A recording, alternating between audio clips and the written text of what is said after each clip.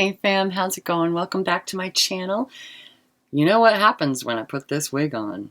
It's ghostly story time.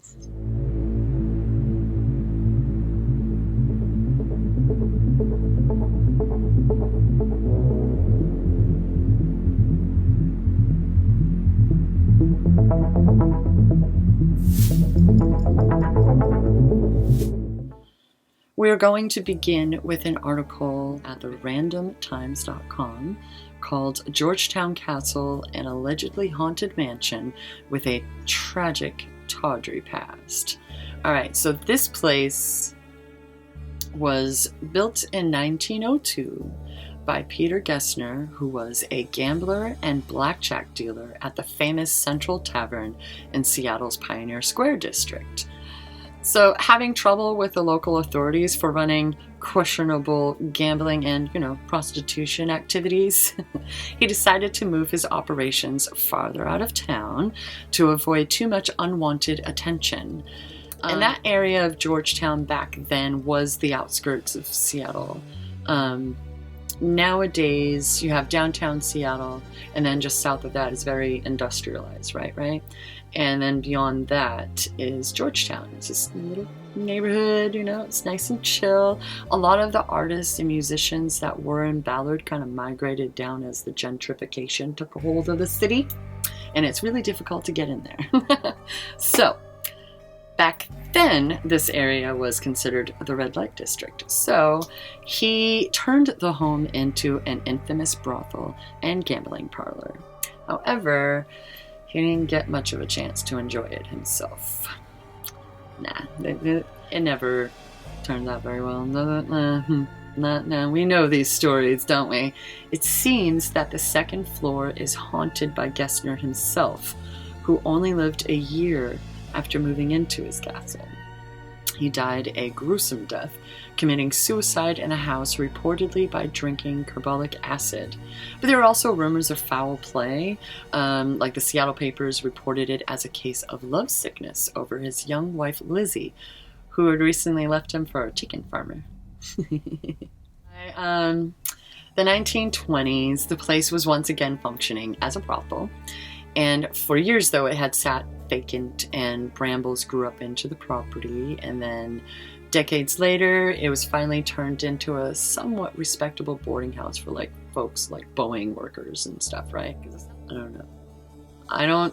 I've lived more north end of Seattle than south end, but I've certainly hung out with friends and I went to school down there. So it's just been a minute. I'm older now. And I have a shady memory. Anyway, so supposedly it would remain haunted. Residents and neighbors murmured about strange apparitions, while a couple of guys who lived there in the 70s found a tiny room that had been completely walled off and with an unnaturally frigid cold spot. The castle's second most popular ghost after Gessner is said to be a disgruntled former employee. She's a hazy figure at best, and the details of her life and death are obscured by a century of local gossip. We have a few different stories going on here, and at this point I'm going to go ahead and throw out that disclaimer, that warning, trigger warnings. Just if you're sensitive to graphic shit, then this may be a bit much for you. Just give me a minute. give me a few seconds. Supposedly, in one version of the tale, she is a prostitute, inexplicably strangled by a magician. Is there ever really a good explanation, though? Another more likely story sees her shot dead by an abusive pimp with a shotgun.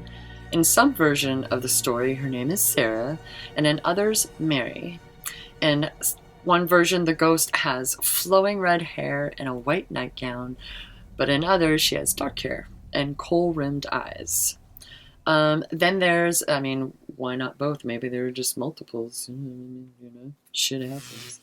Especially when you're trying to not really draw the attention of the police. Then there's a story of a woman in black, an unwed mother, perhaps Gessner's niece, locked in the castle's tower and forever separated from her baby, a truly infernal baby whose wails rise up nightly from the garden weeds. Infernal baby! The fuck? Some say that it was a John or a sister-in-law who came out to visit. Wait, what? Those are two different sentences. Some say that it was a John or a pimp who murdered the newborn and buried it on the property. Others say that it was Gessner himself. As that story goes, Gessner had a sister-in-law who came to visit. Word is that the sister-in-law, named Sarah, became pregnant with his child, and some speculate she was raped. When the baby was born, the man murdered it and is said to have buried it under the castle's front porch. Sarah is said to have gone insane at that point, and she was locked like a prisoner in the second-floor tower room until she eventually died. Another story goes that it was the ghost of a Spanish woman, a previous resident, who possibly killed her unborn babies and buried them under the stairs surrounding the home. Countless reports of strange sights, sounds, mysterious voices, and hidden rooms make this definitely, together with the popular Pike Place Market about 8.5 kilometers away, one of Seattle's most haunted places. Also, an author's note, the Georgetown Castle is privately owned and well-maintained, and visitors can't go inside. But the exterior is lovely. And as we're about to see in the next article, actually done by the Seattle Times, the owners took down some of the ash trees that were in front, so us voyeurs can at least get a better view now. Okay, thanks. It was originally published October 26, 2012, so it's possibly a little bit outdated, but it came with some great pictures. And it's by Valerie Easton, so let's go. So a mother and son pooled their resources to buy a historic Georgetown mansion, but they scarcely feel like the sole proprietors. But also the neighbors share a sense of ownership. And the castle's spooky history is so well known that some people cross the street to pass by it. So the grand Queen Anne style home, built in 1902, like I said, had decayed over the decades into a dilapidated rooming house with deadbolts on every door. Everyone I talk to around here says, I used to live in this room or that, going back 40 or 50 years, they say. So they've had several paranormal investigations using sensors like in Ghostbusters, they say. So probably like the usual EMF and shit. But the videos taken by investigators show glowing orbs impressive enough to get the house on the Montel Williams show and Seattle's Haunted Happenings tour. Again, this article came out in 2012. Both mother and son have sensed weird vibrations on the third floor and hear unexplained noises on the stairs. Apparently have had a few sleepless nights. That could be because the pair bought the 5,000 square foot home on a whim. They sold their houses in the neighborhood to pay for it. Both mother and son cheerfully admit that they had no idea what they were getting into. Apparently, nothing in the house is level. A couple of the rooms were habitable, so they moved right in. Holes pocked the walls and floors, and there was but one working shower in a house with 9 bedrooms. At least it was just 2 of you, right? In theory, maybe it's only been mentioned. No one would insure the place, and because the castle wasn't insulated, and the old roof was a mess. The pair set to work replacing the roof. They painted the castle pumpkin orange with mustard trim, which makes me think that's been touched up, because that previous article totally showed like orchid or violet. What color would you call that? It's definitely a pinkish purple. I like it. I don't know if I would choose those colors, but if I bought it like that, I wouldn't change it. It's pretty darn adorable, and it makes me want some sherbet, some ice cream. So They beat back the blackberries that had taken over the garden and say that sometimes work seemed as much archaeology as gardening as they uncovered old walkways, steps, and flower beds. They removed a massive poplar, which I'm like, removed or moved? And lots of shrubby ash trees in front for us voyeurs, right?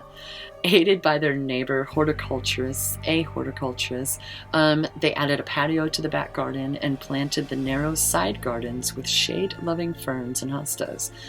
They got rid of a hedge of 40 laurels so that they could see the exotic garden that their buddy has next door. The castle's front garden is now lush, and they planted a small vegetable garden out near the sidewalk where the sunniest spot of the property is. Now the castle is painted and planted. Now what?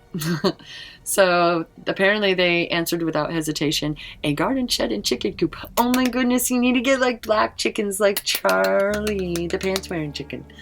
I want some black chicken. I want some black chicken so bad. Okay. Only recently, as of 2012, after replacing all 52 windows in the house, the family added a new heating system. So there you go. While they're remarkably upbeat about all the work and costs of bringing a haunted castle into the new millennium, the ghosts remain firmly entrenched in the past. So there you have it, the Georgetown Castle. It's a pretty cute spot. Just, drive by and just be voyeurist. I'm pretty sure most neighborhoods and areas have their own little house that the neighborhood kids tell stories about and that people like. I'm sorry, hasn't that place been empty for freaking years? Why is there a light on inside? And shit like that. I'd love to hear your stories. As a matter of fact, I have a question for you. What is the weirdest, scariest thing that you have ever experienced that you have no explanation for? I'm not here to discuss your denominations or theology. It's certainly an interesting conversation, but it's not about that. It's more just the stories. I do book reviews and I tell ghost stories, so that's more what I'm interested in, and no pressure whatsoever. You can text it in to amynoire.info@gmail.com, or you can just put it in the comments and I'll copy and paste that shit. And either way, I hope you're staying safe, and until next time, please be safe if you can.